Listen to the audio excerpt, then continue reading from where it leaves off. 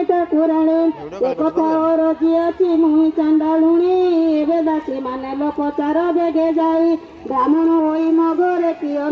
ଅନ୍ନ କି ଖାଇବେ ଚାଣ୍ଡାଳୁଣି ଅନ୍ନ ଖାଇ ଅପବାଦ ନେବେ ଏ ମୋହର ଦ୍ରବ୍ୟ ତାଙ୍କୁ ଛୁଇଁ ନ ଯୋଗାଇ ଜାଣୁ ଜାଣୁ ମୁଁ କେମନ୍ତ ପ୍ରକାର ଦେବଇ ଠାକୁରାଣୀ ସ୍ୱାମୀ ପରୁ ଦାସୀ ମାନେ ଗଲେ ବ୍ରାହ୍ମଣଙ୍କ ଆଗେ ଯାଇ ଏମନ୍ତ କହିଲେ ଦାସୀଙ୍କ ମୁଖରୁ ଯେ ଏମନ୍ତ ବାକ୍ୟ ଶୁଣି ଖୁଦା ତୋରା ହୋଇଣା କହନ୍ତି ଅଳା ପାଣି ନୂଆ ହାଣ୍ଡି ନୂଆ ସଞ୍ଚା ଦେଇକି ପାରିବୁ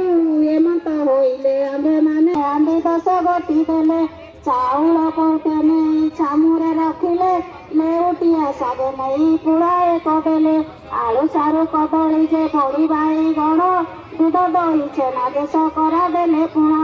ଏବେ ଯେତେ ଇଚ୍ଛା ତେତେ ଭୁଞ୍ଜ ହବଇଲେ ଗୃହିଣୀ ମା ଲକ୍ଷ୍ମୀ ତାଇ ବିଚାର ଯେ କଲେ ରାନ୍ଧିଣ ଭୁଞ୍ଜିବେ ଯଦି ହାତେ ଦୁଇ ଭାଇ ନାରୀଙ୍କୁ ପୁରୁଷ ଆଉ ଲଢ଼ିବେ କି ପାଇଁ ଲକ୍ଷ୍ମୀ ଦେବୀ କାଠ ଖଣ୍ଡେ ହସ୍ତରେ ଧରି ଦେବତା ତେଜନ ହୋଇବ ହାଣ୍ଡି ନ ତାତିବ ଆଉ ପାଣି ନ ତାତିବ ଯେତେ କାଠ ଜଳୁଥିବ ଭସ୍ମ ହୋଇଯିବ ପୁଣି କରୁଣ ତହୁଁ ଧୂଆଁ ହେଉଥିବ